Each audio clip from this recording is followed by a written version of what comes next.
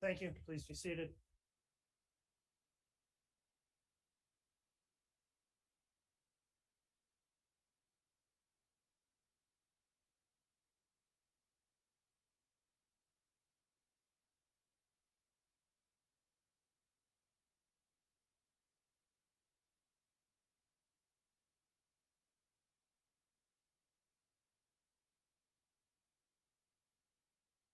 All right, good morning, everyone. We're going on the record now in this case. Let me first confirm through our tech people, is the matter being live streamed and is the feed working properly? We get a confirmation on that.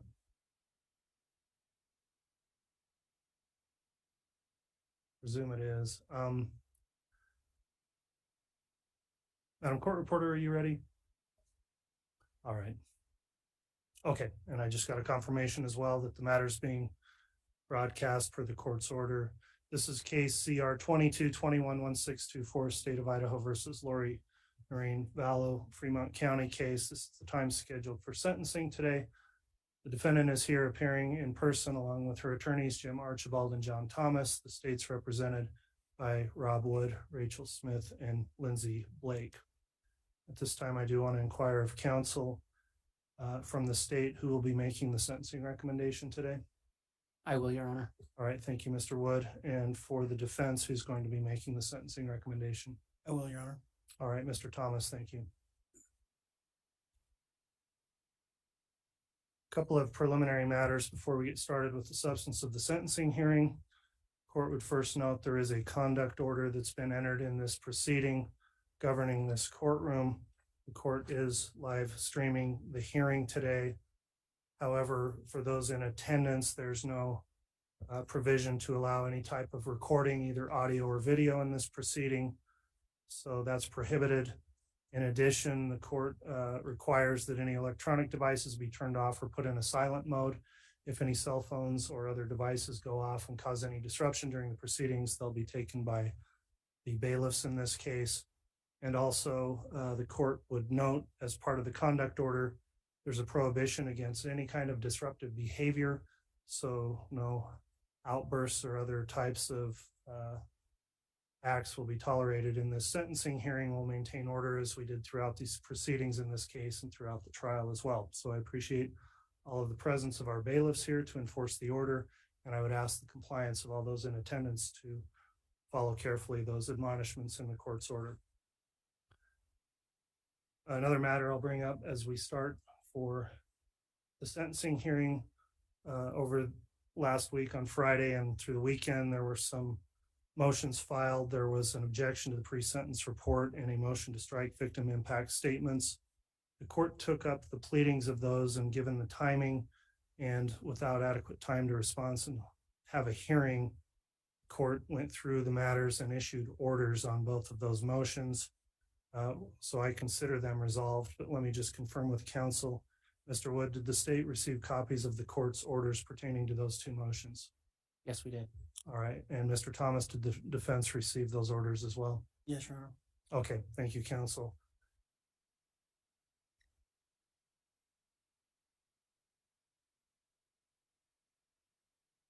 All right. We'll commence then with the sentencing hearing today. I'll go through some procedural history of the case first. Ms. Vallow, at the time of your arraignment in this case, which was on April 19th, 2022, you were informed that an indictment had been filed against you by the state of Idaho, charging you with the following crimes: 2 counts of conspiracy to commit first-degree murder and grand theft by deception, 2 counts of first-degree murder, and 1 count of conspiracy to commit first-degree murder, and 1 count of grand theft. At the time of your arraignment, you were advised of the potential penalties involved with those charges, your constitutional rights, your plea options, and the legal consequences of exercising each of those options. You pled not guilty to the charges. Later, during trial, an amended indictment was filed by the state. A jury trial in your case took place in Ada County, Idaho, with jury selection beginning March 27th of this year, 2023, And as I mentioned, during the trial, an amended indictment had been filed. The case was submitted to the jury for their deliberations on May 11th of this year, and on May 12th, the jury returned their verdict, finding you guilty of the following counts of that amended indictment. Count 1, conspiracy to commit first-degree murder of Tylee Ryan and grand theft by deception. Count 2, first-degree murder of Tylee Ryan.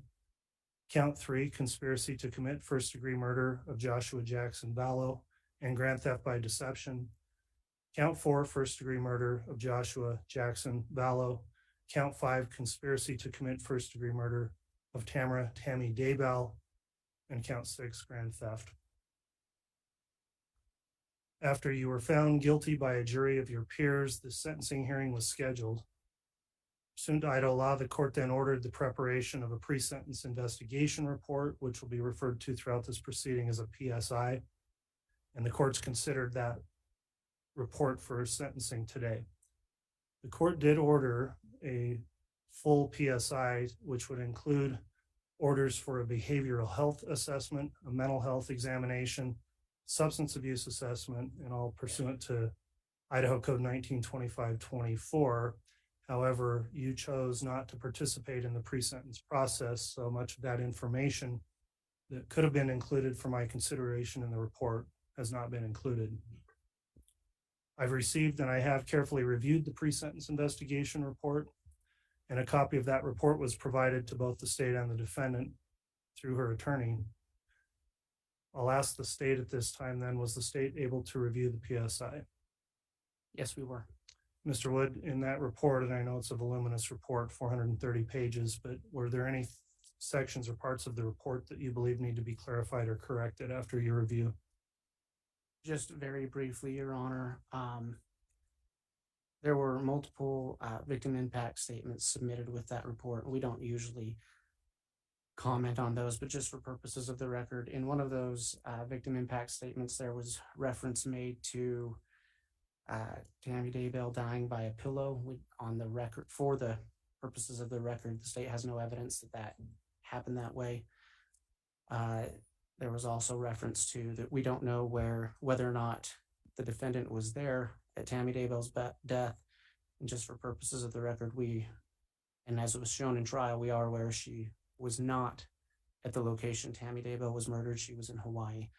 Again, our concern, we just wanted to be clear for purposes of the record so that an allegation could not be made down the road that the state had provided evidence or information to victims that we had not, one, that wasn't true, or two, hadn't been provided to the defense. All right, regarding those statements, then the court would most likely strike those from the record based on those comments. The court would also note in ruling on motions over the weekend, I further ordered stricken certain parts of victim impact statements. Mr. Thomas, any objection to me striking those comments in those statements? Your Honor, Mr. Archibald is going to address this portion if that's okay with the court. Very well, Mr. Archibald. We've reviewed the court's order striking portions of those victim impact statements. We do not object to the court ordering those stricken. All right, thank you, Mr. Archibald. So back to you, Mr. Wood. Could you clarify with some specificity where those specific comments were located? And the court will go through and what they would refer to as redlining. I'll line those out in the final PSI that gets submitted into the case file. Yes, thank you, Your Honor. They were contained in Ms. Hoban's PSI, or I'm sorry, victim impact statement. And if the court would like, I can find the page number of that. I think just to reference for the record, if you could reference the page number, then I will go in and redline those revisions to the report before it's finalized. It is in the third paragraph on page 2. Okay, the court sees those comments as mentioned in the third paragraph of page 2. The court will go and redact those out of the victim impact statement. And if the Ms. Hoban intends to make a statement, I would ask that she refrain from making any further comments to that extent. And we'll get those filed. Other than that, Mr. Wood, then is there any other requested clarification or correction to the PSI? No, there is not. All right. Let me next move to the defense then. Mr. Archibald, in regards to the PSI filed in the case, does the defense have any further objection or anything you wish clarified or corrected in the report? Your Honor, on June 13th, I submitted 661 pages to the pre-sentence investigator that I believe dealt with the health of the defendant. 660 pages. I didn't know how many of those pages would be included in the report. Turns out only 27 pages were included. The 27 pages do include Dr. Watson's psychological opinion and also Dr. Cunningham's. So I appreciate the pre-sentence investigator including those two reports, but I asked for additional reports regarding the health of the defendant. The court has now issued an opinion this morning ruling on that, but my objection to the pre-sentence report stands. All right, thank you, Mr. Archibald. The court would note in the order issued this morning, and it's entitled Order on Objection to the PSI, court went through an analysis on the statutes and the rules as relating to the prior competency information and why I found it was inappropriate to include in the PSI as the investigator noted. And so that will be the court's order at this time on those submissions. Any other matters in the report you wish clarified or corrected, Mr. Archibald? No, Your Honor. Okay, thank you, counsel. Let me confirm with counsel then too, Mr. Thomas and Mr. Archibald, was your client able to review the report as well? Yes. Yes. All right, thank you. All right, I will note that I'll rely on that report then with those redactions in fashioning the sentence today. Moving now to the question of whether there will be any witness statements or testimony here proffered today. For the defense, are you offering any statements from any witnesses today, Mr. Thomas or Mr. Archibald? No, Your Honor. Just All right. Ms. Vallow may speak on her Very well. behalf. So the defendant, I'll address that. She'll have a right of allocution if she wishes. From the state, Mr. Wood, is the state intending to call any witnesses to testify or victims to provide oral impact statements today? Thank you, Your Honor. The state will not be calling any evidentiary witnesses. However, there are 4 victims who wish to be heard. The victims, Tylee Ryan and JJ Vallow's brother, Colby Ryan, has asked that we read his statement into the record. So with permission of the court, I will do that on his behalf. After that, Samantha William, Tammy Daybell's sister, has asked to be heard. Vicky Hoban, Tammy Daybell's aunt, has asked to be heard. And Kay Woodcock, JJ Vallow's grandmother, has asked to be heard. Very well. The court has previously determined that these are either victims or designated representatives under Idaho statute to be able to provide statements in this case, given the murder convictions. So the court will allow for them to make their comments today. Let me just indicate then how the hearing will proceed going forward. So first, the court will consider those victim impact statements that may be read into the record or offered by those individuals. After that, I intend to hear the recommendations on sentencing from you, Mr. Wood. Once the state's concluded then making its recommendations, Mr. Thomas, you may make recommendations on behalf of your client, Ms. Vallow. And then finally, Ms. Vallow, if you wish to address the court directly, you can do that after your attorney has done so. So with that in mind, Mr. Wood, I'll start by going through the victim impact statements the state intends to introduce, and you can either read into the record or call your first victim to make a comment at this time. One more point of clarification, sorry. The victims, if they do wish to speak, will speak at the podium over to my left. And I'll note that that is not being filmed for this proceeding, so it won't be shown on the video. That's how the court's arranged the courtroom, just so counsel knows. So, Mr. Wood, if you'd like to either read a comment or have your first victim speak, you can do that now. Thank you. Before I do that, Your Honor, I did neglect to say that Samantha William will also be reading into the record the statement of her father, which was included in the PSI if the court permits. All right, the court will so permit that on your request. And with that, then we would ask that Samantha be allowed to make her statement now. Very well. Ms. William, then if you'd like to come forward and you can provide your statement at that lectern right in front of you. Please state your name for the record as you begin. My name is Samantha William. Do you want me to do my father's after mine or do it before mine? It's up to you. I'm going to read his first. This is what my father wrote. His name is Ronald Douglas. He is writing on behalf of myself and my now deceased wife. I would like to share thoughts about the impact of the actions of Lori Vallow on our family. Tammy's death was unexpected and had a profound impact on all of us. We were barely into our recovery process when we learned of Chad's new marriage exactly 2 weeks after losing Tammy. We had no knowledge of missing children until we were visited by law enforcement officers and informed of Tammy's disinterment and autopsy. The drama began to unfold and the reason for the quick burial became apparent. Over the course of the following months, the ensuing revelations of deceit and intrigue caused extreme emotional stress on my wife, Phyllis. We became estranged from the Daybell children and began losing the close relationships we had with them. I'm sure they feel awkward about their father's actions and how Tammy's death was affecting us. We value them as grandchildren and want to keep them close to us.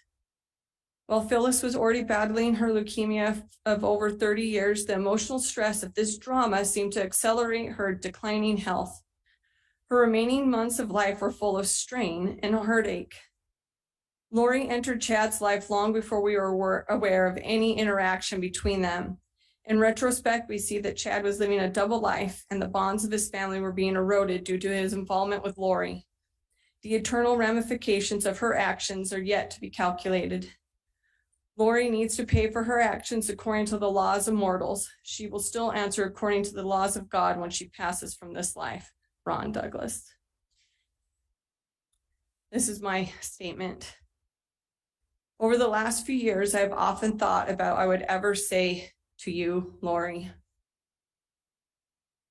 I've often thought about what my sister would have said too. The minute I found out that Chad had quickly remarried after the death of my most beloved sister, Tammy, it confirmed what I had always felt. You see, the minute I received the phone call that she had died, I knew something had happened to her, but I didn't know why I would feel that way. So when we were told by Chad that he had married you and that it had happened 2 weeks after Tammy had been buried, my heart knew. I researched you like any true woman would to find out who you were. What did I find? Lies. Everything about you that you tried to tell others is a lie. At this point, I'm going to object. I don't believe this falls within the statute or within the Idaho Constitution or within Idaho versus Payne.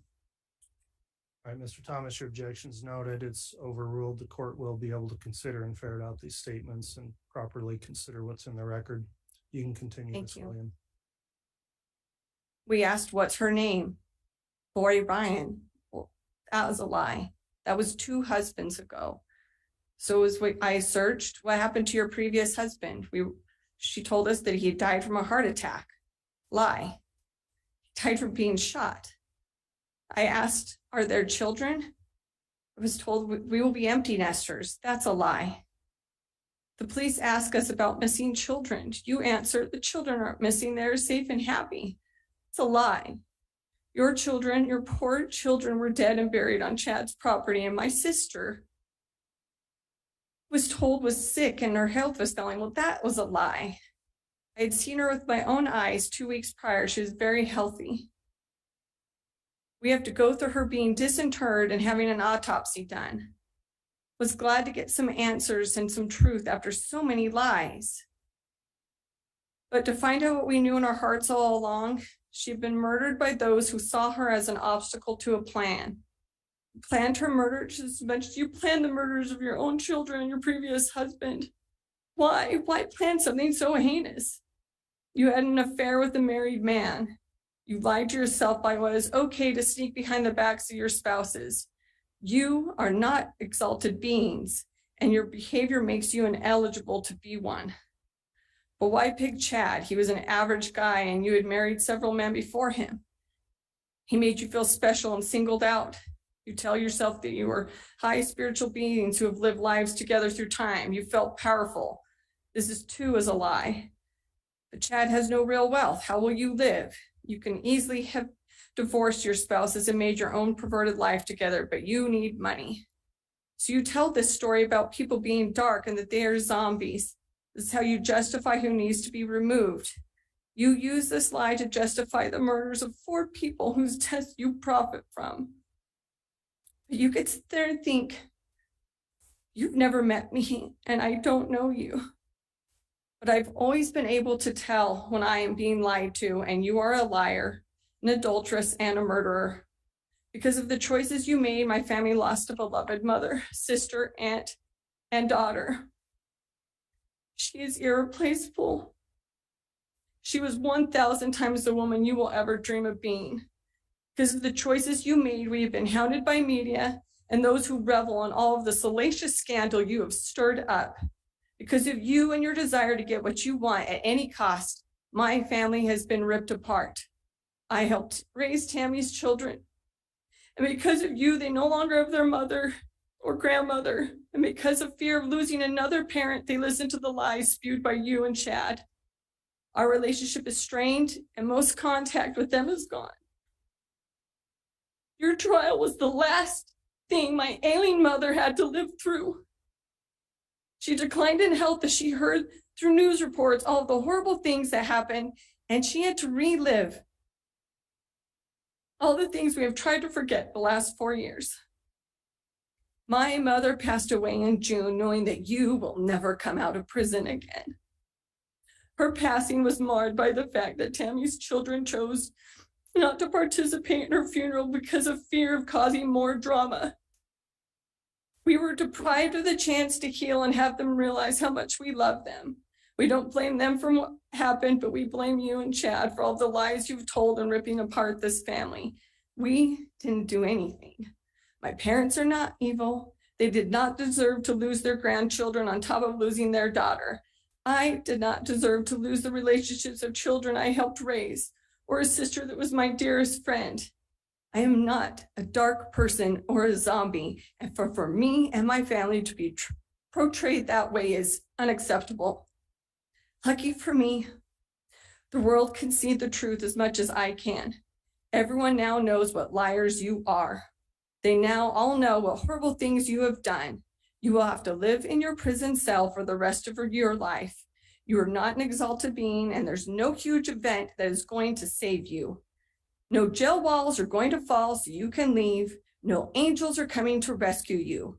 You made judgments of others and determined if they should die based on the fact that they might do bad things and we need to kill them before they do. That is not how the atonement works. We cannot punish and judge others on things they haven't happened yet, but you did. You have also made choices that have led you here. You have been judged by the court and you have been found guilty. Your consequences are before you. I miss my sister every day.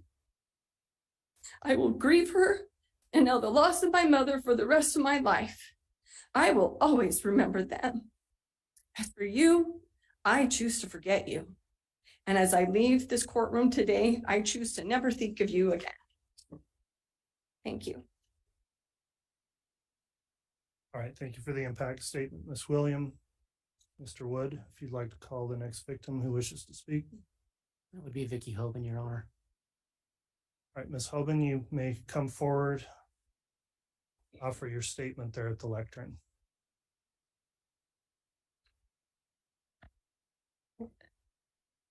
First, I'd like to thank the court for allowing me to give a statement here today.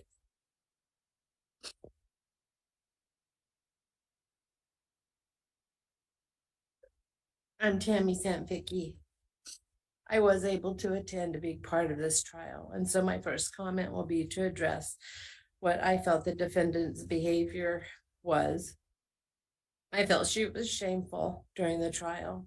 It was apparent to me and others that the defendant did not take the proceedings in this courtroom seriously. It was extremely disrespectful to watch, especially during some of the most sensitive and heartbreaking testimony. Her smirking, her smiling, giggling, talking. Judge, I'm gonna object based on State versus Payne, based on the Idaho Constitution, based on Idaho Code 1953-06. She's supposed to give an impact statement which the defendant's criminal conduct had upon the victim.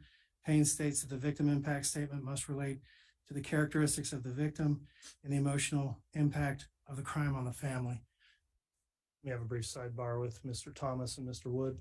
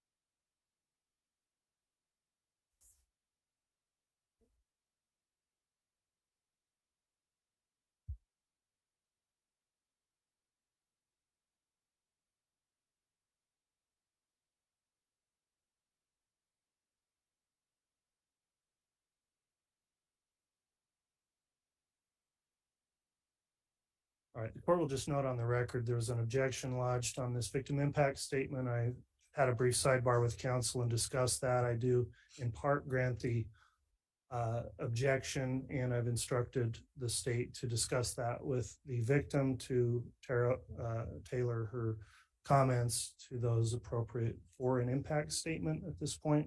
So, Mr. Wood, I gave you an opportunity to discuss that with Ms. Hoban. Ms. Hoban, if you're ready to continue, apologies for the interruption, but we want to make sure the record's followed carefully here. Thank you.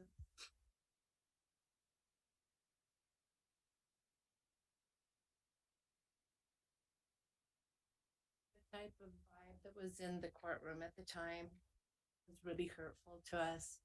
We were unable to be in our feelings and listen to the testimony without having extreme emotion.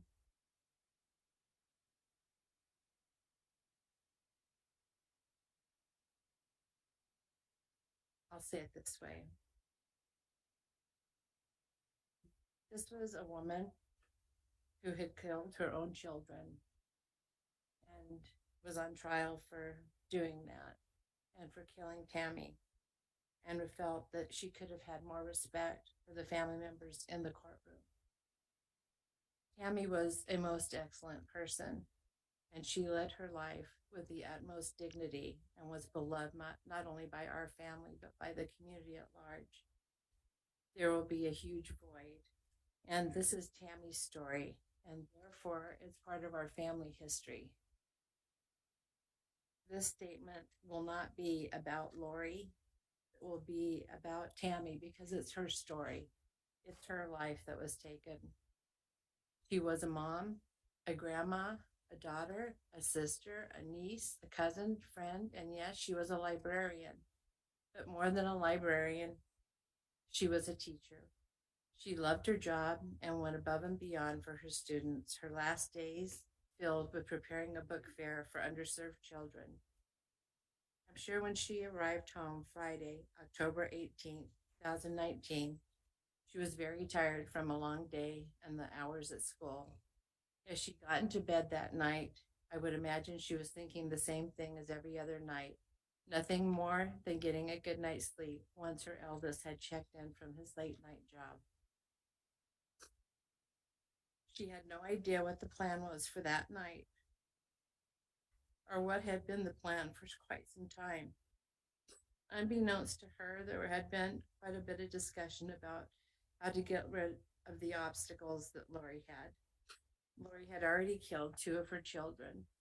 Tammy was next on her list of obstacle removal. Lori wanted money, sex, and more power, and what Lori wants, Lori gets. The plan was in place on how to get it. Instead of a good night's sleep, Tammy was brutally executed in her own bed. She was taken from us by murdering thieves. Lori sits here, convicted and prepped for prison. And let's be honest, the only question left is for how long? But Tammy was robbed of her entire life. And all of her family robbed of ever seeing her again. Never will she whisper a joke with a friend and laugh. Never see another sunrise or a sunset. Never smell fresh rain or see her grandchildren stomp through a mud puddle. Never to hear being called grandma or mom. Not another birthday, Christmas, birth of a grandchild, graduation from preschool. No seeing pictures of prom, first dates, or weddings. No searching for something fun to do or growing a garden. Never attending one of our families just for the girls' lunches where we reconnected from all over, laughed about the good old times and the funny way that Grandma Cooper took pictures. And then we take photos with each other that we would compare at the next lunch.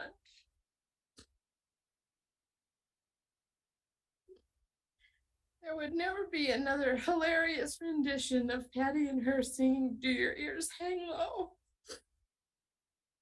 She'd never wave at a friend as they passed by. Make dinner for a sick friend. Never have a last conversation with her beautiful mother. Or one last kiss goodbye. No more of her dad's dad jokes or Samantha's outdoor parties. No more lining up with all of her siblings to get the photo at the next event.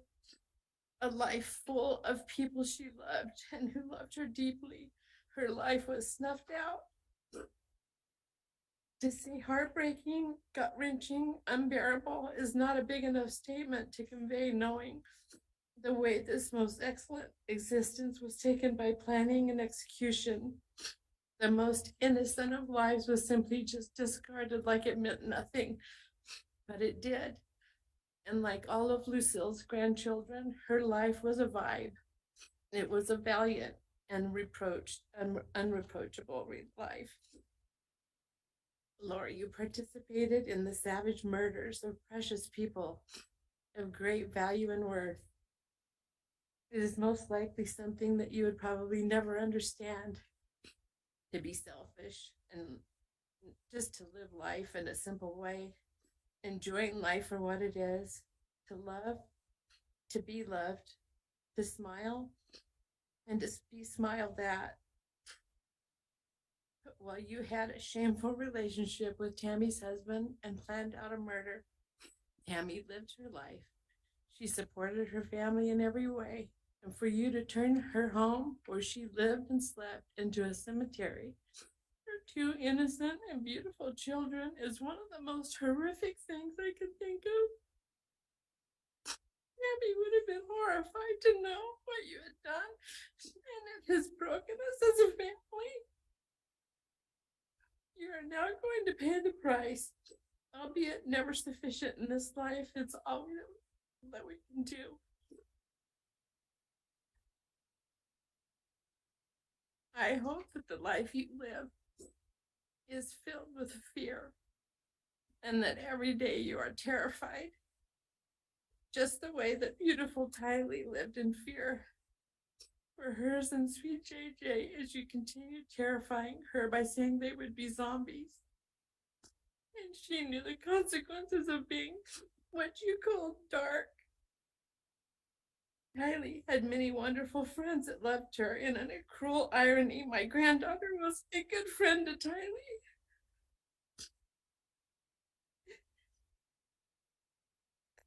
This friend group can still to this day not speak of Tylee freely.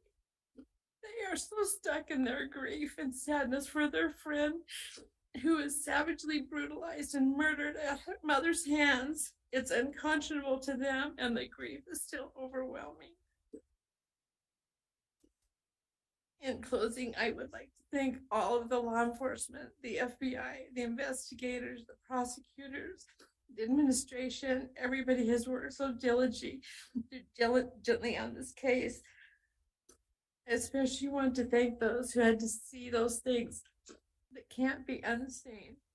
We understand your pain also, and grateful for the many, many hours of hard work and dedication and the search for the truth. Thank you, Judge. I trust that you will do the correct penalty for this. Thank you. All right, Ms. Hoban, thank you for your impact statement. Mr. Wood. The next victim will be Kay Woodcock. All right, Ms. Woodcock.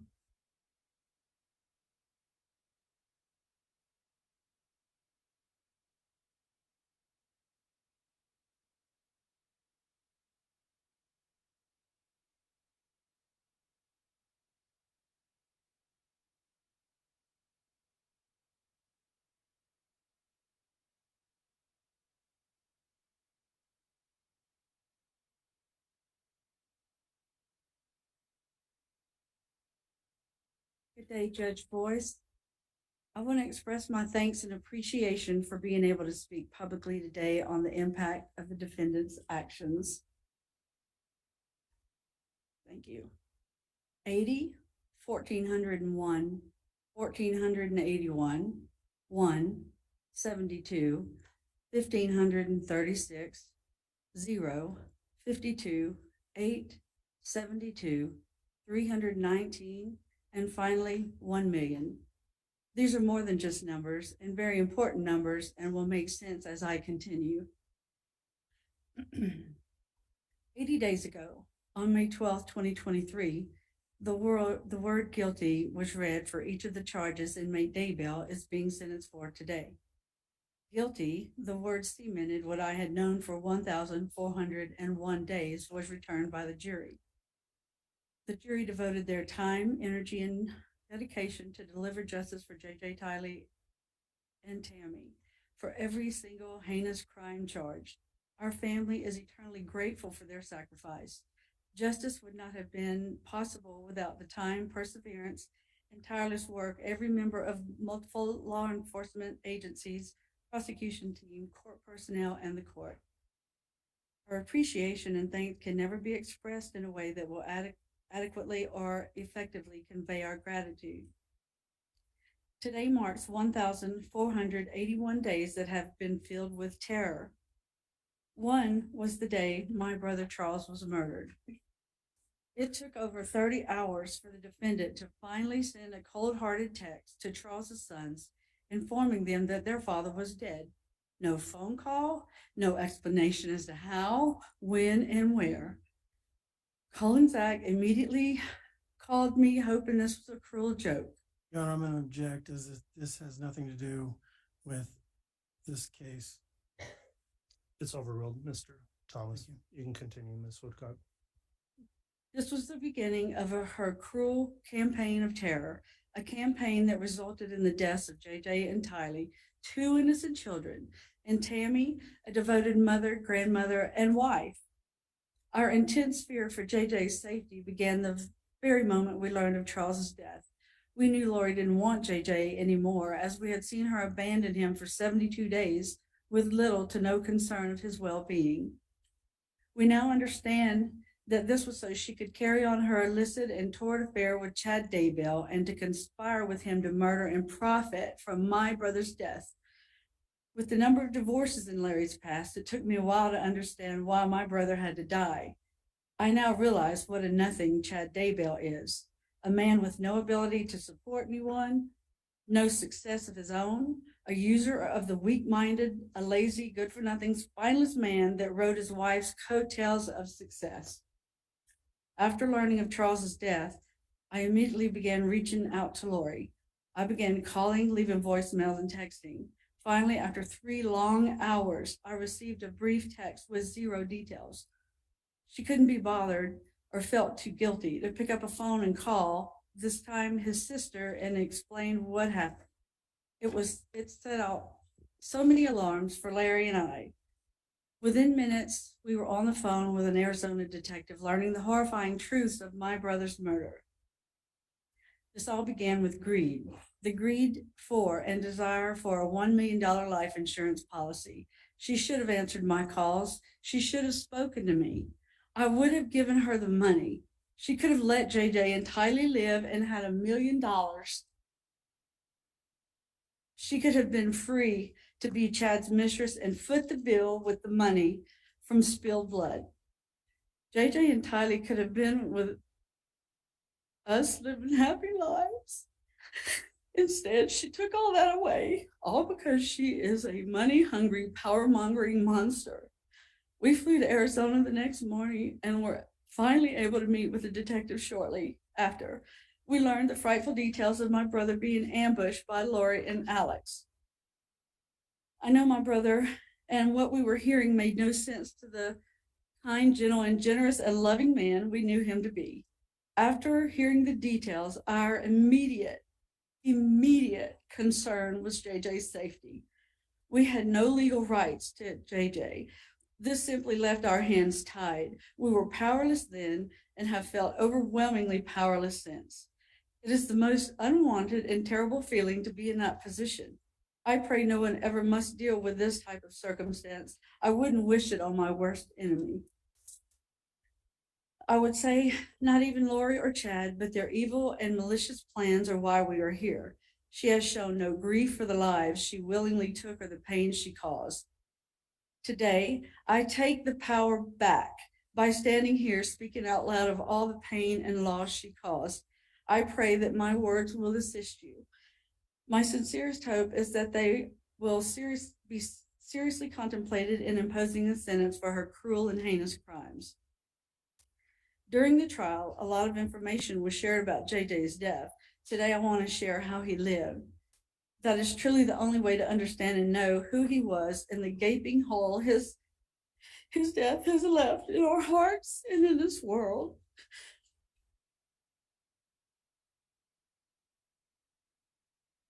Payne and Todd Trahan came into this world fighting on May 25th, 2012, 10 weeks premature and weighing in at a tiny but mighty 2 pounds and 14 ounces. He was transferred to a hospital with neonatal intensive care unit within minutes of being born, where he spent weeks fighting to grow and live. I remember seeing him for the first time. My son Todd, his biological father, and I had followed the ambulance to the hospital. He was about 2 hours old when we were finally able to see him. He was so tiny and looked so fragile. In fact, I still have one of his tiny preemie diapers. It fits in the palm of my hand. As soon as I laid my eyes on him, I knew he was my grandson. He was the tiniest version of my son Todd, who was also seeing him for the first time. Todd struck with the love for him that can't be explained. The love that his new parents can't be put into words. I remember him later saying, "How can I love someone I've never met this much? It is a feeling I and millions of others have experienced at the birth of a child." Lori, Todd forgives you. I wanted to make sure you know that. While he was in the NICU, I was only able to see him for a few minutes at a time until I was notified he could be released to Larry and I in a few days. When we were initially asked if Kanan could come home with us, Larry and I didn't hesitate and immediately said yes, even though it had been 25 years since I had a new baby at home and never a preemie with their many medical needs. The only place we wanted him to be at home with us was at home with us. The night before he was discharged, I stayed in a little room next to the NICU, talking to the nurses and learning all the little things that our little preemie grandbaby would need.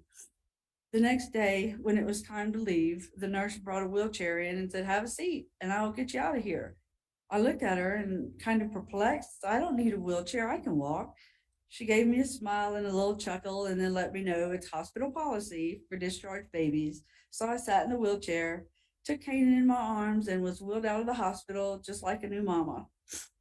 I felt so much pride for this little baby who had not only overcome being born 10 weeks early, but also being born with illicit substances in his tiny little body. He was healthy and ready to come home well before he was expected, and my pride in him knew no bounds. We knew then that he was a champion and oh so very special.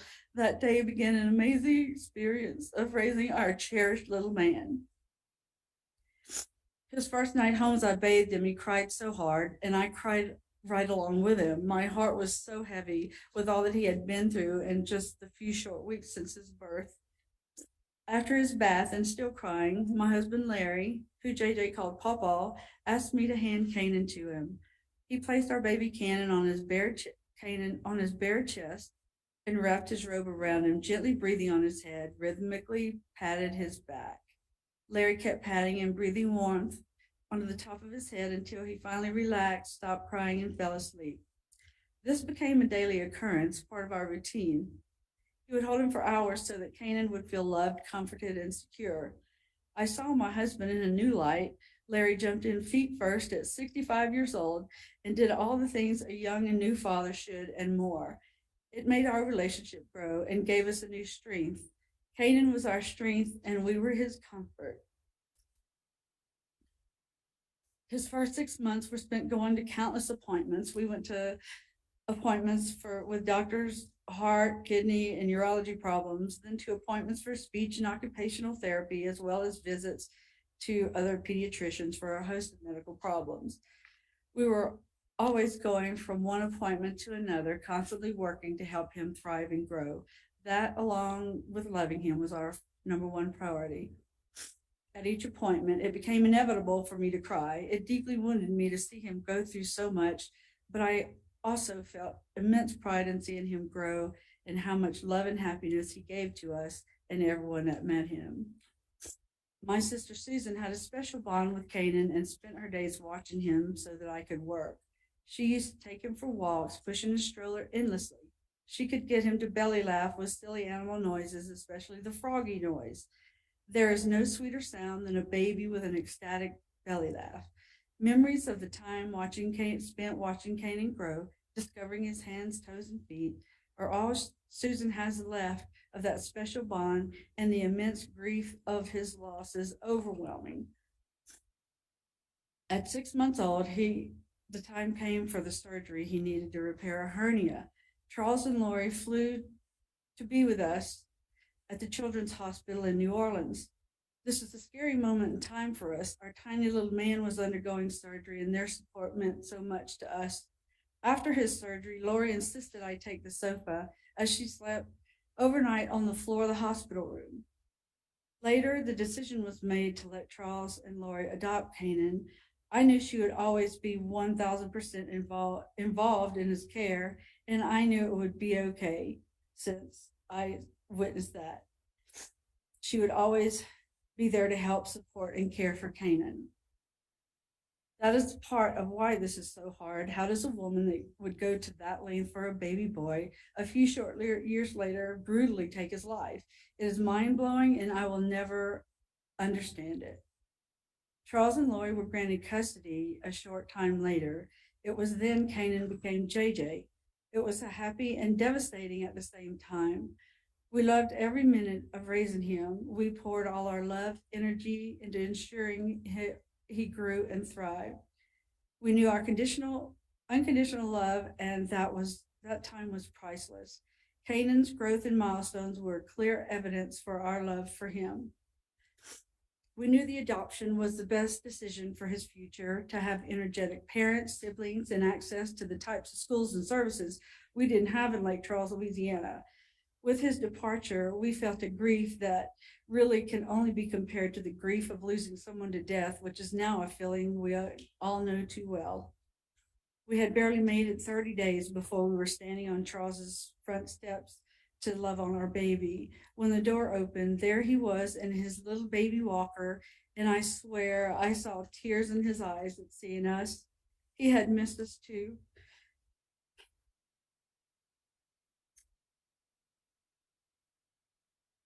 Before I could take a step, Larry swooped him up in his arms, and at 11 months old, JJ wrapped his tiny arms around Larry, laying his head on him. There it was, the connection. It was still so strong. We never lost that special connection with JJ. We were always in love, comfort, and safety.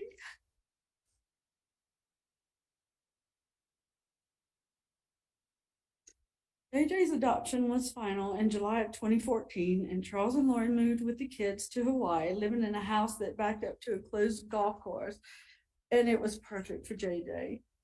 It was like having the biggest backyard ever, and it was heaven for him. He would go outside and he would run and run and run and run, and I ran and ran to chase him and catch up to him.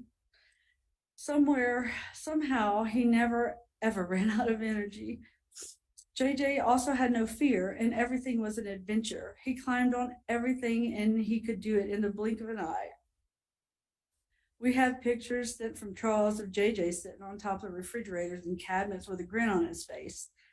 Listening to testimony during the trial and hearing the defendant claim to others that he turned into a demon for doing what he had always done devastates me. How dare she take his energy and adventurous nature and turn it into a reason to further her murderous conspiracy? We would visit Hawaii every 4 to 5 months and stay 10, 14 days. We needed to soak up as much JJ time as we could. On one trip in the winter of 2015, JJ stayed home with me while Charles and Lori went to church. I was making a big pot of gumbo. I had to bring a little bit of Louisiana home cooking to Charles, and JJ was excited to help me. We pulled up a stool. He poured ingredient after ingredient. I can still see him standing next to me pouring chicken broth in the pot. Afterwards, he climbed on the counter and just watched, taking it all in. It is a memory that I will always cherish and dearly hold on to. During our visits with Charles or Lori, Charles or Lori would comment on how JJ would do things with us that were in stark contrast for them. He always awoke at the crack of dawn, never sleeping any later. However, when we would visit, we would have him sleep with us. JJ would ask Pawpaw to pat his back, just like when he was a baby, and fall asleep. He would sleep until 9 or 10, which astonished them. There was never a doubt he had an innate and unbroken attachment to us. Each visit, no matter where they lived, Lori always expressed her deep appreciation that we gave them the greatest gift ever in JJ. Lori loved to entertain and have family visit, ours and hers. She invited family and friends to Hawaii and friends from Hawaii to Arizona. 0 is the number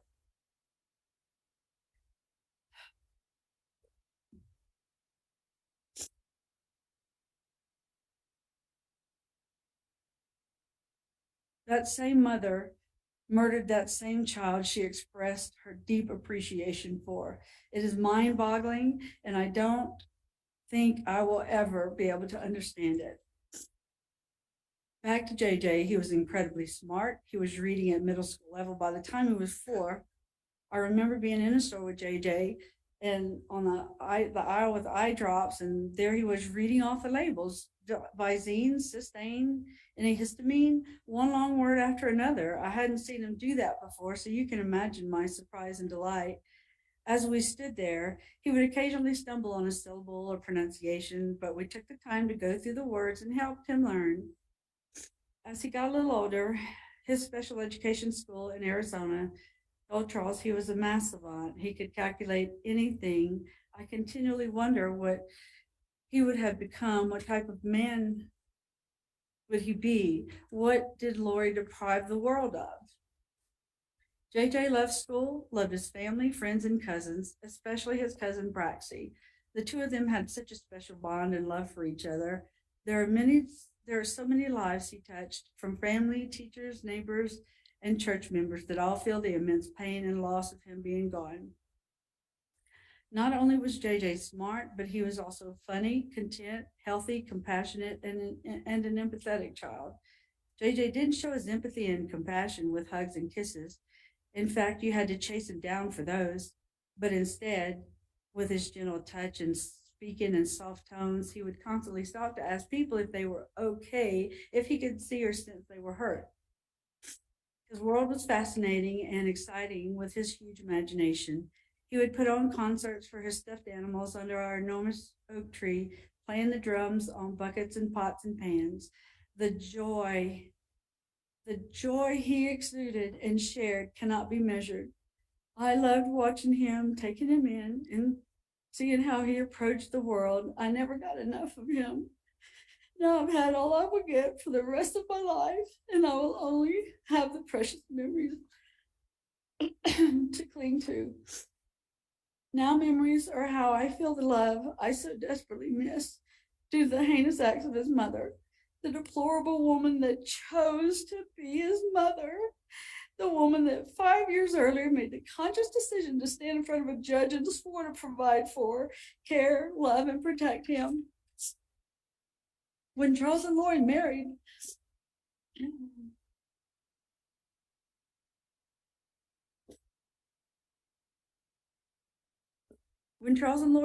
Tylee was 3 years old. She was the most precious, blonde-haired, blue-eyed little girl. There was never any doubt that Tylee was an absolute mama's girl. When she was little, she adored Lori. I was thrilled to have a new niece, especially one as sweet as her. While Charles and Lori lived in Austin, we visited frequently.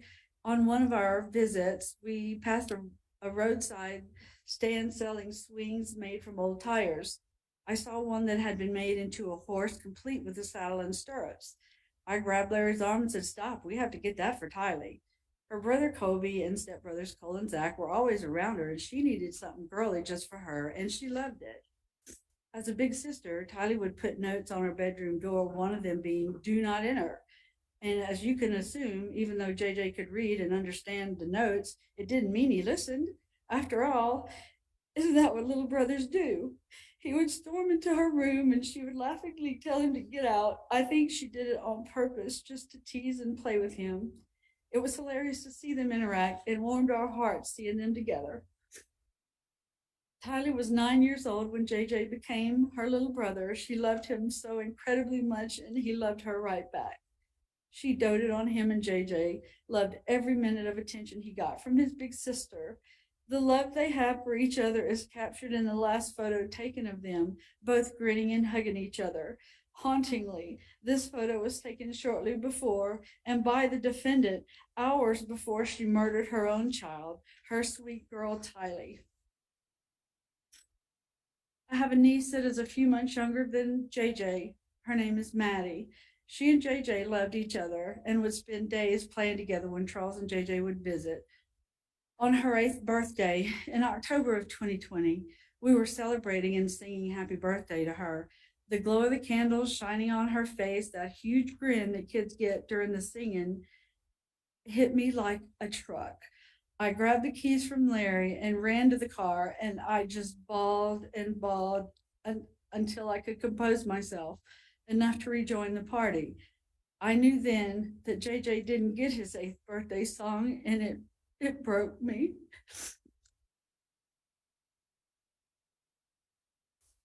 $1,536. That is how many days it has been since I've seen JJ, and how many days since I was able to see that same candlelit glowing grin and from being sung happy birthday. You see, the last time I was able to hug and kiss JJ was in May of 2019 when we celebrated his 7th birthday. It is just so wrong. He didn't get to have that joy and feeling of love of another birthday because his mother is greedy and his life was expendable to her. We never know when one of those moments are going to hit, but I can tell you that there have been too many situations in the past few years where we get slammed with the fact that JJ won't hit another milestone in his life, all because his materialistic, self-centered mother cruelly and brutally stole his life and him from the world. Lori's acts of depravity, cruelty, and betrayal have no limits. She murdered and stole JJ's daddy from him on July 11th, 2019. Next, she was trying to sell Bailey, JJ's adored and cherished service dog, his shadow and his best friend. When caught, she was confronted and forced to give Bailey back to his original trainer. I can't imagine how that impacted JJ. Bailey went everywhere with him and provided him so much security and happiness. 52. That's how many days after Charles's death she waited, continuing her trail of destruction by taking JJ away from his home, his family, his school, his sense of well-being and normalcy by moving to Rexburg. JJ and Tylee were isolated and deprived of everything and everyone they knew and loved. 8. That's how many days later, until another act of treachery with the murder and desecration of Tylee. The immense sorrow I feel in thinking of JJ's last days and week cannot be measured. How did he cope with this shockwave of change, confusion, and chaos? Being autistic and just a child in general, he thrived and excelled with his routines and schedules, and nothing was routine at that point. How much grief and fear did he experience? The loss of his dad, his world was upside down. During those 2 months, I continually asked, to the point of pleading with Lori to let us visit JJ. She only agreed once and then canceled. The trip was for JJ to attend Charles's memorial services back home in Louisiana. Our FaceTime calls, something that had been the norm, were cut shorter and shorter until our last call on August 10th of 2019 that lasted for 35 seconds. This all started with her greed. Her greed for a $1 million life insurance policy and her lust for Chad. 72 days, that is how many days it took Lori to take everything from JJ. He lost his dad, his home, his best friend Bailey, his beloved big sister, and his life, all in 72 days. My sister said it best. My sister Susan said it best. She killed him slowly by taking away everything that mattered. The following 9 months were pure hell. Nothing else can describe the feeling of not knowing where the children were. We were continually learning more about the evil that the defendant was involved with, and our fears continued to mount daily. 319. That's how many days from the last time we were able to FaceTime with JJ until the moment we learned the children had been found in Chad Daybell's backyard, buried like animals. When the call came, a sound escaped me that only can be described as guttural. Our worst fears were confirmed and we were destroyed. The grief my family and I have endured is immeasurable. Lori cruelly took my big brother Charles, my adorable grandson JJ, and my beautiful niece Tylee and sweet Tammy, whose family I've come to know and love.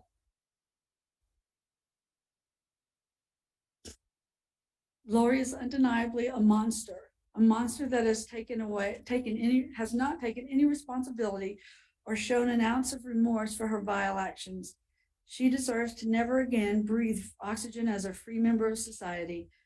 Her actions, dismissive behavior, and disinterest in court proceedings continue to validate her lack of accountability and remorse or any possibility to be rehabilitated. Lori Cox Daybell is a danger to society. Her body and manipulative mind are weapons used for her selfish greed and satisfaction.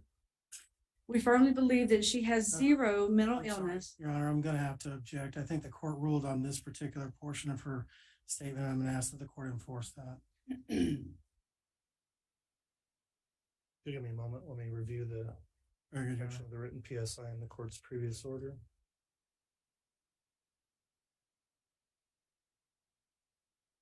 The objection's overruled. This is not the section the court struck from the statement, so you can continue, Ms. Woodcock.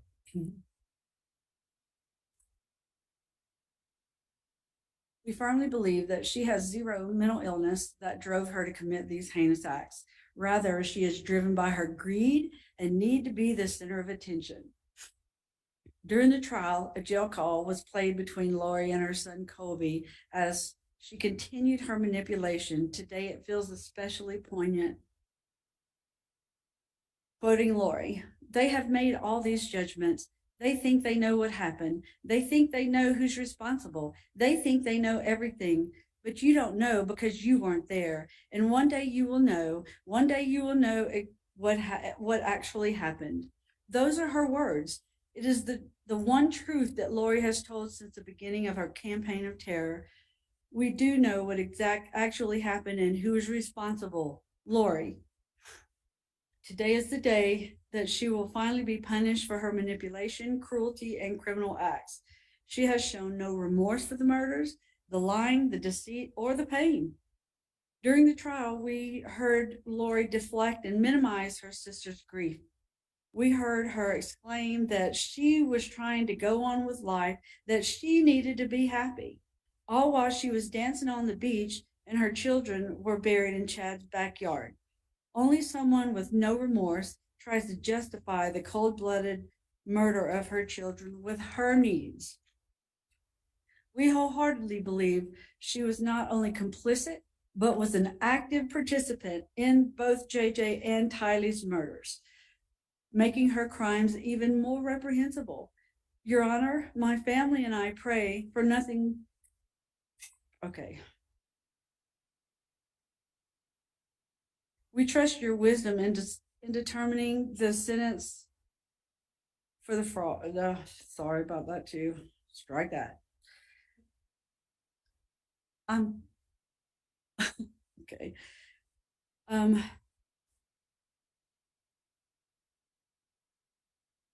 We believe there should never be a reason for her to be released from prison. She deprived JJ, Tylee, and Tammy of that right and should never be given what she so easily took from them. I'll leave with two final numbers. 3 for the 3 people who were murdered, who we will never forget. And finally, the number 1 for the defendant, the person that will never matter again once we walk out the door. All right, Ms. Woodcock, thank you for the victim impact statement. Mr. Wood, are there any other statements to be offered into the record? Yes, Your Honor. We have been asked to read Colby Ryan's statement into the record, and so I'll do that now. Very well. As the older brother to Tylee Ryan, JJ Vallow, and the son of Charles Vallow, I want to say the generations have been affected by these murders. My children will never know their uncle, their aunt or grandfather, or even their own grandmother. Tylee and JJ brought so much light into this world. With their lives being stolen, I would like to share this. I believe that nothing could or will ever be the same. Tylee will never have an opportunity to become a mother, wife, or have the career she was destined to have. She will never be able to have the life she deserved. JJ will never be able to grow and spread his light with this world the way he did. He will never have a chance to grow up. My girls will never have a chance to know them in this life. My siblings and father deserve so much more than this. I want them to be remembered for who they were and not to be just a spectacle or a headline to the world. Tylee was sweet and kind, funny and bold, and she deserves to be seen as such. JJ was the most fun, sweet, and silly kid I'd ever known, loving and so smart. He deserves to be seen as such. Charles was a loving, kind, and generous father, and he did everything he could to help and provide for everyone around him. He deserves to be seen as that. This has affected me personally more than I could ever possibly put into words. I've lost my entire family in life. I lost the opportunity to share life with the people I love the most. I've watched everything crumble and be shredded to pieces. I have lost my sister, brother, father, and my mother. I've lost cousins and family, friends, and everything in between. These murders have changed everyone's life who loved these beautiful people, but I still know that God is above holding them in his arms and will provide a life after this to reunite. I pray for healing for everyone involved, including those who took the lives of all the ones we love. Thank you.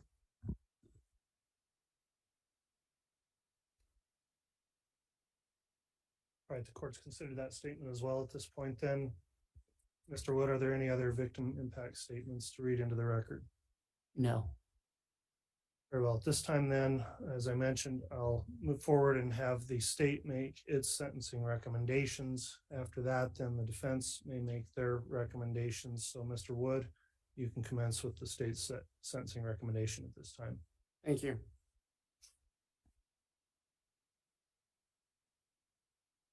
Your Honor, I want to start with the question.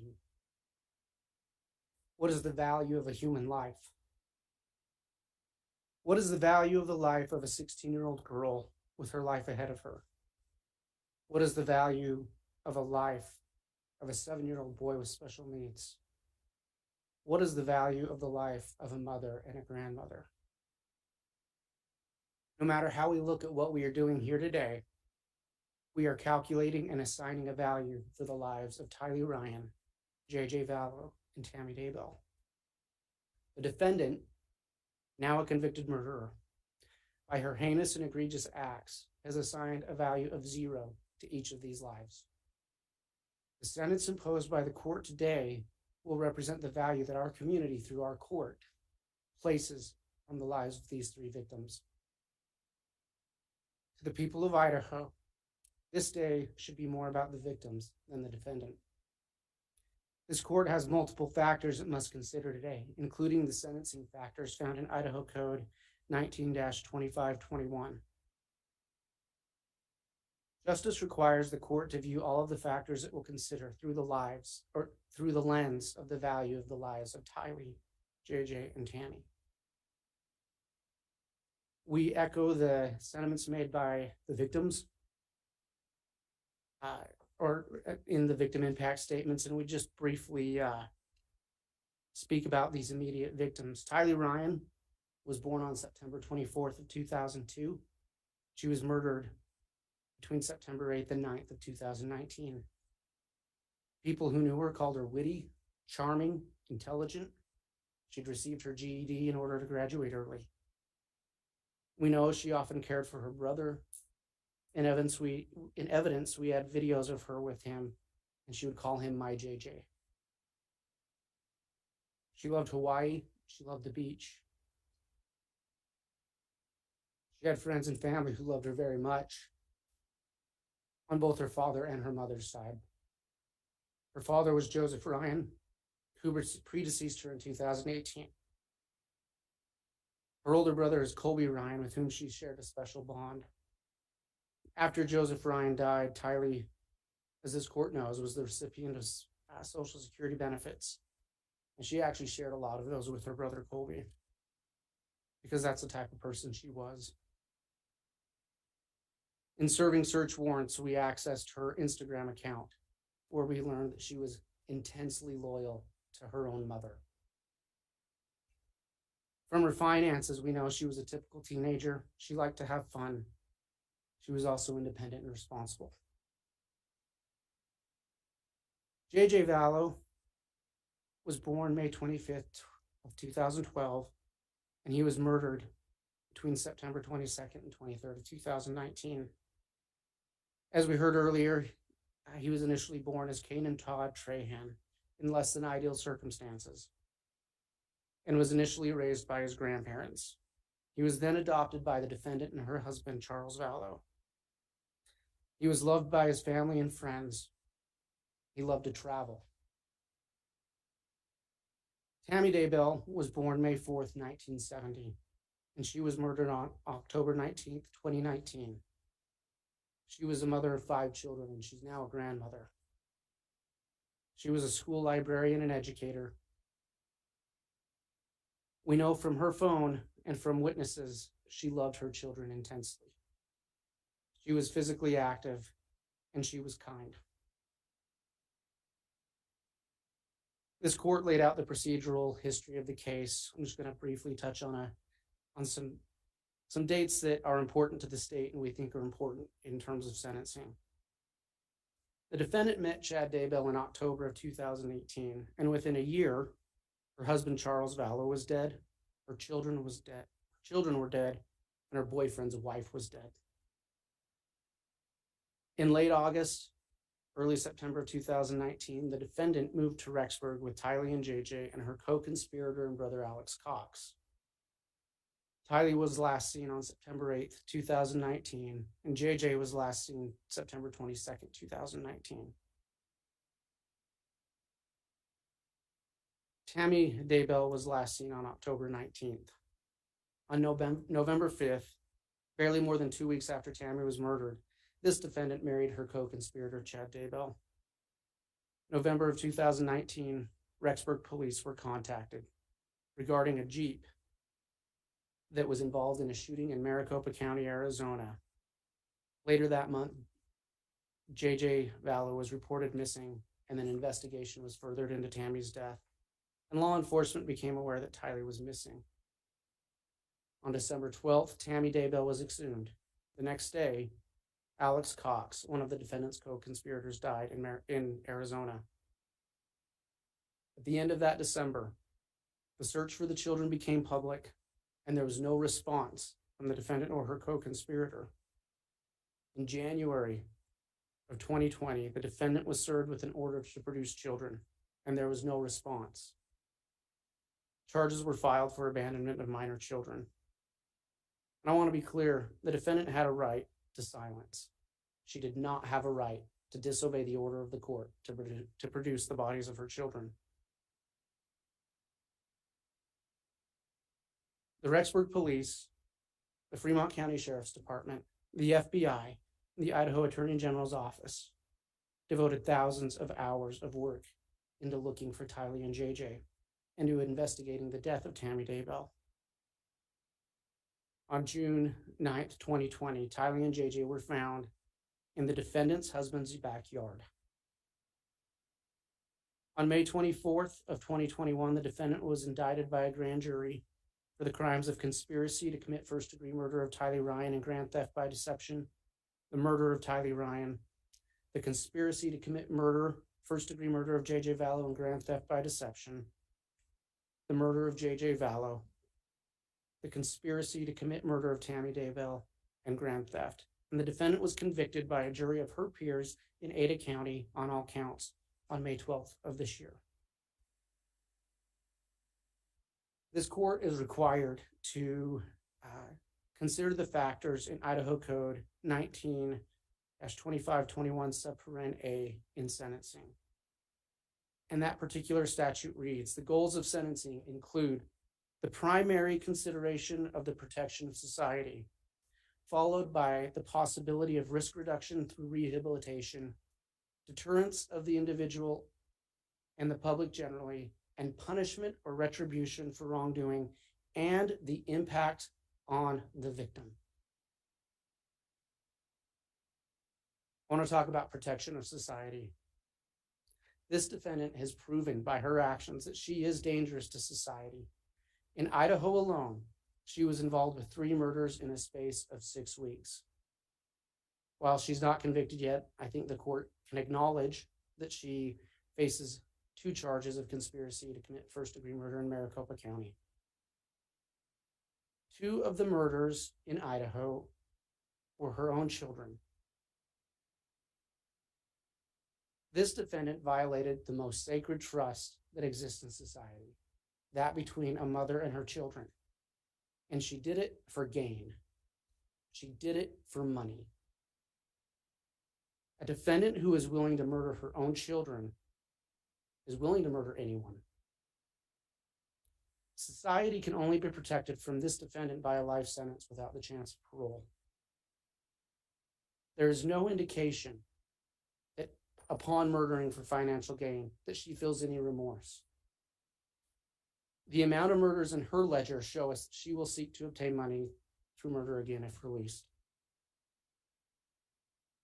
And again, only a sentence of life without parole will satisfy the court's mandate to protect society. Courts required to consider risk reduction through rehabilitation. And it's tempting to just say there's no rehabilitation possible. What is rehabilitation? It's the process of restoring a person to normal and a constructive place in society. Some crimes render a criminal unable to fully be rehabilitated as a functioning member of society. Some crimes are so heinous that you simply lose your place among the rest of us. Killing your own children and your boyfriend's wife are these types of crimes. Rehabilitation requires remorse and acceptance of responsibility. And there is literally zero evidence that this defendant feels remorse or responsibility for her crimes. The court heard victims talk about her behavior at trial, and I think that was an indicator that she lacks remorse, that she lacks accountability. The only way to rehabilitate this defendant at any level is to make her face the consequences of her heinous crimes that she has committed, and that is only possible through a sentence of life in prison without any chance of release. This court is required to consider deterrence of the individual and the public. Again, deterrence requires accountability. She has none.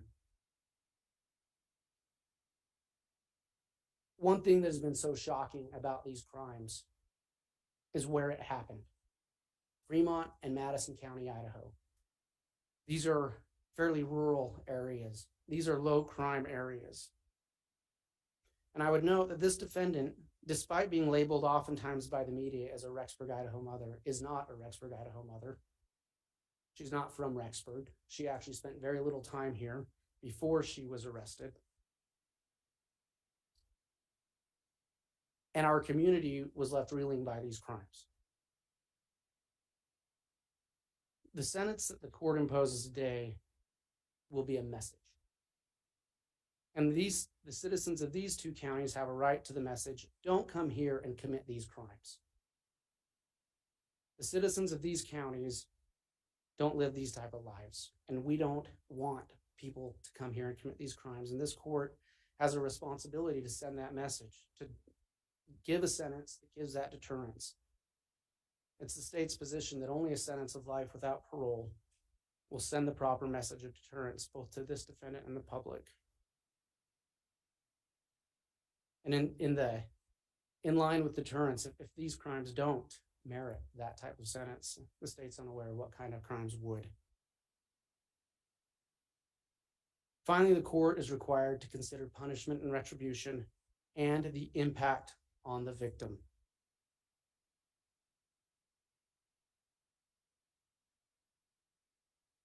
The obvious impact of the defendant's crimes against Tylee Ryan, J.J. Vallow, and Tammy Daybell was death. And we can't ask Tylee, J.J., and Tammy about that experience because they're gone. They don't have a voice. We can't ask them what it felt like to be murdered.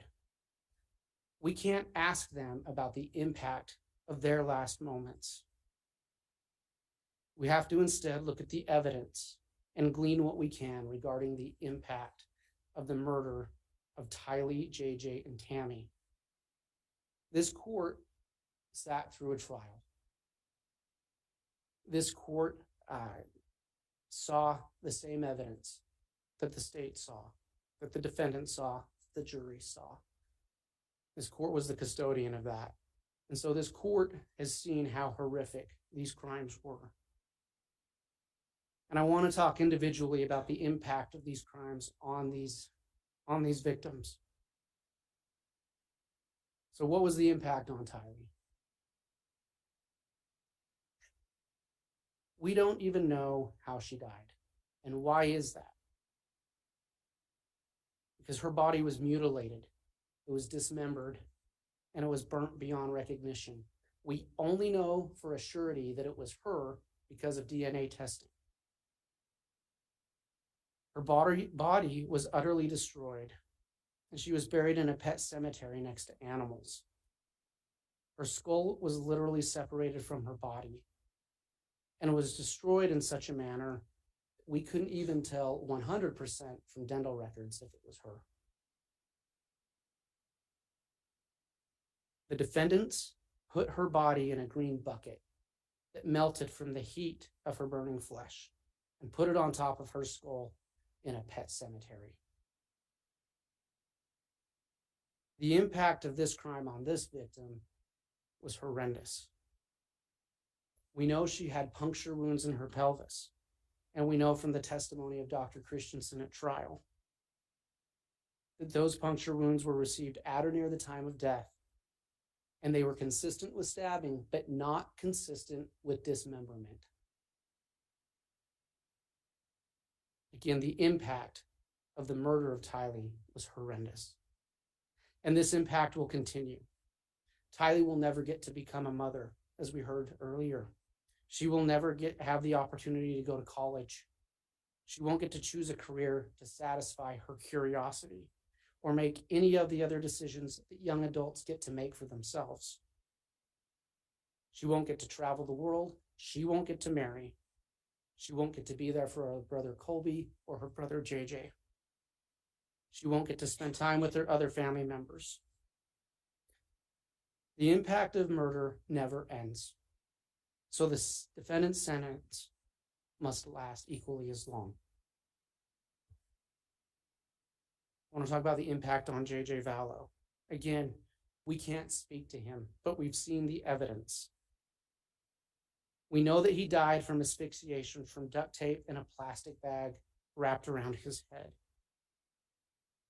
The evidence showed that there was a struggle. And what was the impact on that little boy's mind as he fought for his life? His last moments must have been filled with fear and betrayal. And what is the impact of being buried like a piece of trash rather than receiving a proper burial? This defendant and her co-conspirators showed a callous disregard for human life by the demeaning way they treated his and his sister's bodies. Similar to Tylee, JJ will never get to grow up. He will never be able to reach his potential. He won't spend time with family, friends, and loved ones.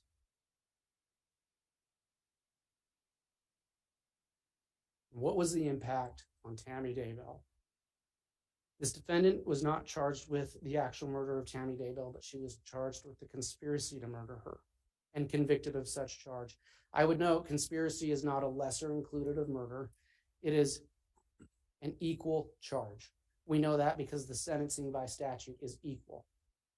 It is equally as bad to conspire to murder as it is to murder. It's bad enough to steal someone else's spouse. But this crime rose to a whole other level of egregiousness because this defendant planned with her boyfriend the death of his wife. And when her brother and boyfriend committed that actual murder, she was vacationing on a beach in Hawaii. We don't know exactly what Tammy's last moments were like. We can't ask her. We know she had bruising on her body that appeared to be at or near the time of death. Like Tylee, like JJ, the impact on this victim continues. She won't get to spend time with her children. She can't give them advice. She can't be there for her grandchildren, her brothers, and her sister. She missed her mother's funeral. The impact doesn't end with the individual and immediate victims. It spreads.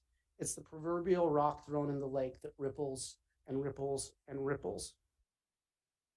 Murder tears at the fabric of society more than any other crime. Infanticide defies the law of nature. Mothers are meant to care for their children. When we consider the impact of the victim, it's appropriate for this court to consider the impact on the living victims as well. So when we talk about punishment,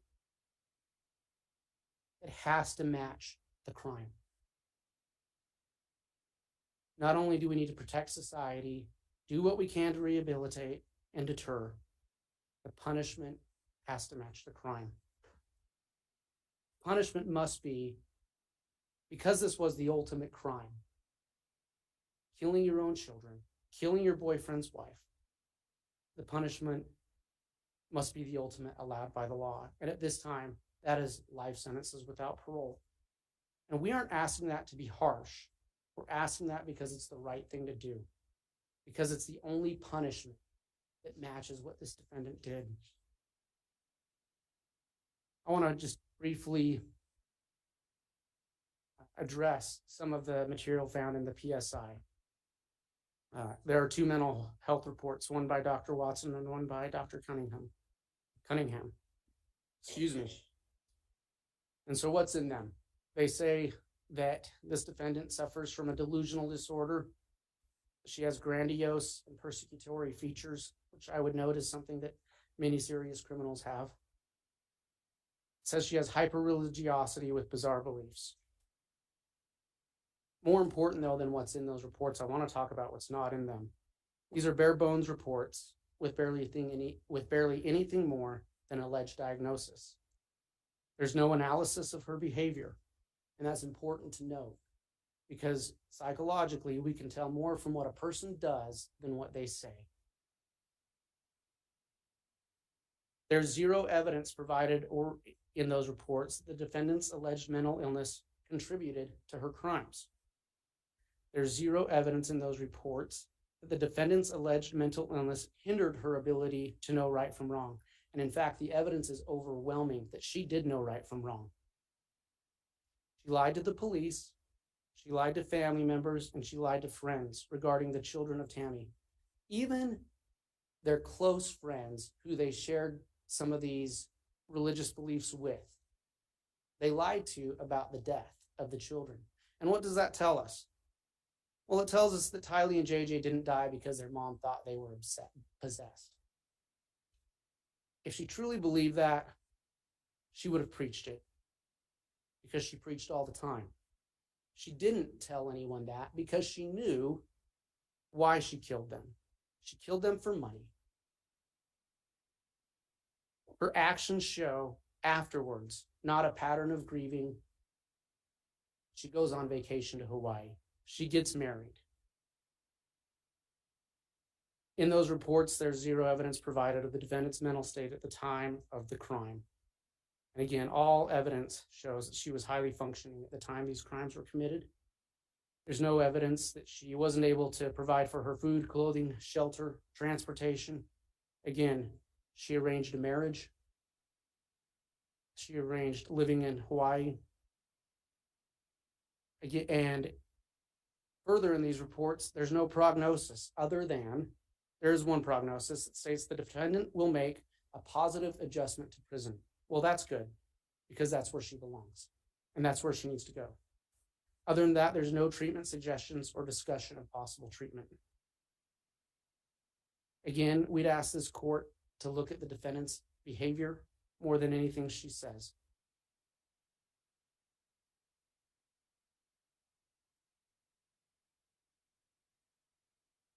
At trial, the defense made it clear that they see Chad Daybell as the primary antagonist, and that he should be blamed for these crimes and not the defendant. That was in the closing. I want to be very clear. This court is precluded today from even engaging in any analysis of that. Chad Daybell's guilt has not been determined yet. And this court cannot engage in some type of balancing analysis of guilt when he must be presumed innocent by this court until proven guilty. Upon being proven guilty, we can have that conversation, but not now. And further, even if he had been determined guilty, this defendant was charged with conspiracy. This is not a comparative fault case.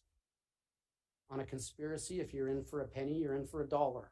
And there's an important societal reason. There's an important reason that society has done that. It's bad enough when a person decides to commit a crime, especially one that includes victims. When a person teams up with another person and they agree to commit crimes, they become infinitely more dangerous. And so there is no comparative guilt. There is no comparative liability. This defendant has been found guilty by a jury, and that's all the court can consider in that regards. I would note this case is a perfect example of why we punish conspiracy the way we do, because of the damage that arose from these agreements to murder. So, Your Honor, for the sentence that the state recommends, before I state that, I ask this court to remember the victims and what does justice for Tylee, JJ, and Tammy require. I note that the PSI made a recommendation, and it states, on January 3rd, 2023, the defendant's attorney filed a motion indicating they did not intend to raise a mental health defense. However, if she was convicted, they plan to submit information in support of mitigation during sentencing.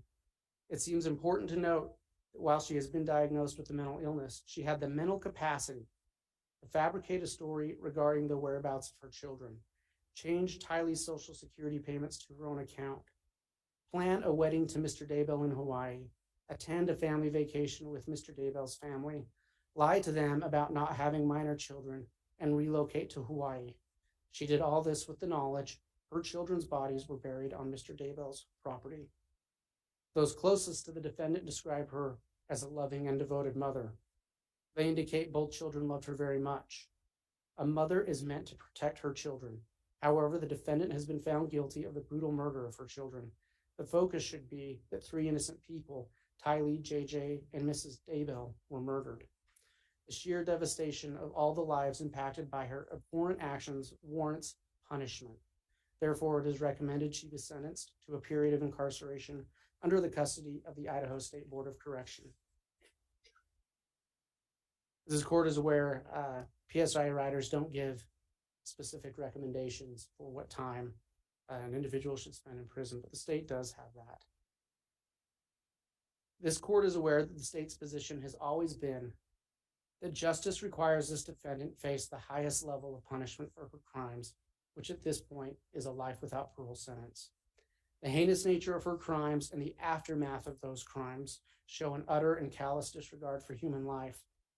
She committed these crimes for remuneration and financial gain, and she has shown no remorse or accountability, and she sees herself as being above the law. She has shown contempt for these proceedings and the process of justice for her children and for Tammy Daybell.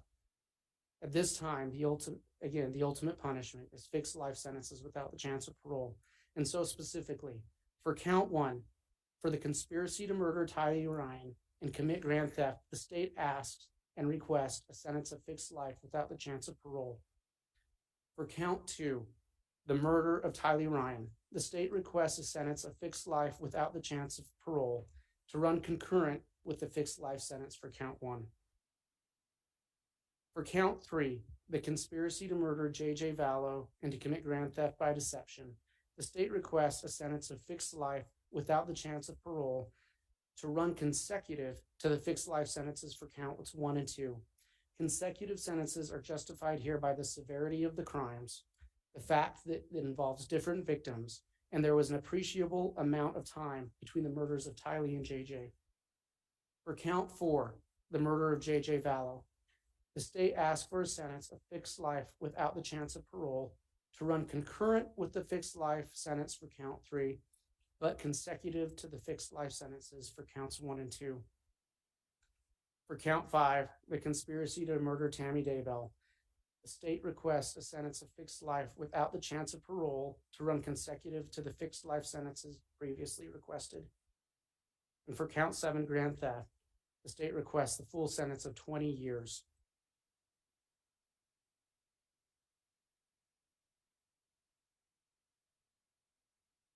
Pursuant to Idaho Code 195307, we request a fine of $5,000 to be paid to the next of kin of Tylee and JJ. I would note that Idaho Code 19-5307 includes a list of crimes, violent crimes, for which that payment to a victim may be granted. And it includes murder, but does not include conspiracy to commit murder. However, we'd also note that under Idaho Code, the punishment for murder is the same as the punishment, the punishment for conspiracy is the same for the punishment to commit murder. And so we'd ask for a $5,000 fine to be paid to the next of kin of Tammy Daybell. We'd ask for an order of restitution to the United States of America Treasury in the amount of $22,545, which amount was proven at trial to be the amount that was stolen from the Department of Treasury. I would note, Your Honor, compared to these other crimes, a grand theft does not seem like a big deal. But I would note that in context of these crimes, this grand theft is a big deal. It shows her contempt, not only for her children, shows her contempt for everybody else, because that money belongs to everyone. Finally, pursuant to Idaho Code 18-112, we would ask for fines of $50,000 for each count of conspiracy and murder, for a total of $250,000 in fines. The state has essentially asked for the maximum sentence allowed under the law. The sentence is not only justified, it is necessary to satisfy the 4 goals of sentencing in Idaho. A sentence less than what the state has requested will not satisfy those goals. And I want to end, Your Honor, where I began. What is the value of a life? What is the value of Tylee Ryan's life? What is the value of JJ Vallow's life? And what is the value of Tammy Daybell's life? Our communities and the people we represent. The value is great, it is immense, and it is immeasurable. No sentence given today will bring those victims back to their loved ones. There is no true justice for murder, so we have to do the best we can. And any sentence that would allow this defendant to even hope for release from prison would send a message that these communities don't value the victims' lives appropriately. Again, in regarding the goals of sentencing, we request this court make its decision pursuant to those goals and through the lens of what justice requires for Tylee, JJ, and Tammy. These crimes were heinous, they were egregious. Again, she murdered her own children. They had a right to depend on her. Tylee and JJ had a right to be protected by her. She betrayed their trust in the most awful and horrific way imaginable. She profited from those murders. The defendant conspired to murder her boyfriend's wife. It wasn't enough to steal or to break the marriage. She wanted Tammy dead. And why? Well, there were $430,000 that they profited from that. And so what does justice for Tylee, JJ, and Tammy require? It requires that this defendant never have a chance for freedom because her victims no longer have that. This defendant forfeit the remainder of her life to prison because her victims were forced to forfeit their lives. What is the value of a life? Thank you.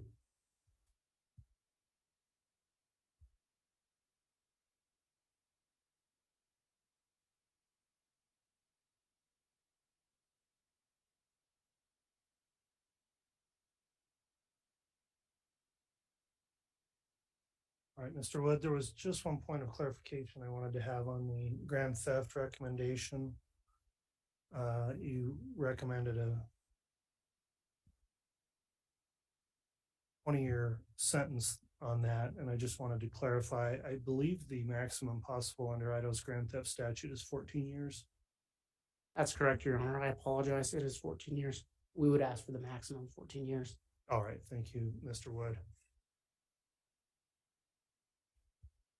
Oh, Your Honor, Yes, we'd like to double check that. I think it might have changed.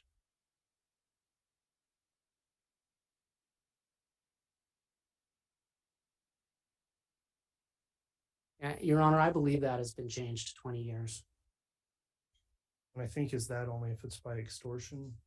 I think there may be a limitation. I'll double check, counsel, and allow the defense to comment on that as well when they have their opportunity to speak. All right, we'll consider the recommendations of the state submitted at this time. I'm going to take a mid-morning break at this point. We do have a court reporter that has to take down all of this verbatim, which is a large task, and others may need to use the restroom. I'll note that given all of the people here, the facilities we have, that it will take some time. So I'll plan on a 30-minute recess, and then I'll have the defense, if they're ready to make their recommendations after the recess.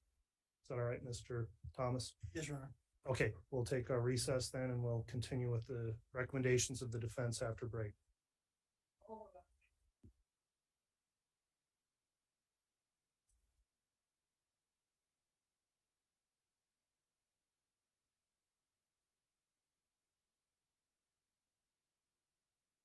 And let me just indicate, we'll have the audience and those in the gallery, please wait while we have the defendant escorted out for security purposes. Once the bailiffs have given you the word that it's okay to exit the courtroom, you can do that, but please remain where you are until that.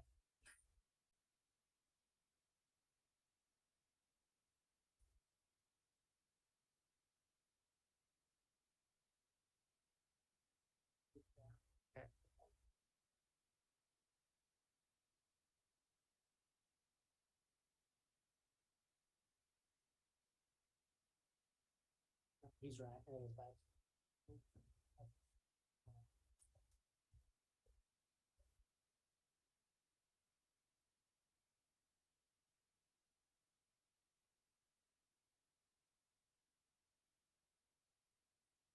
Oh no. I don't know what he's gonna do.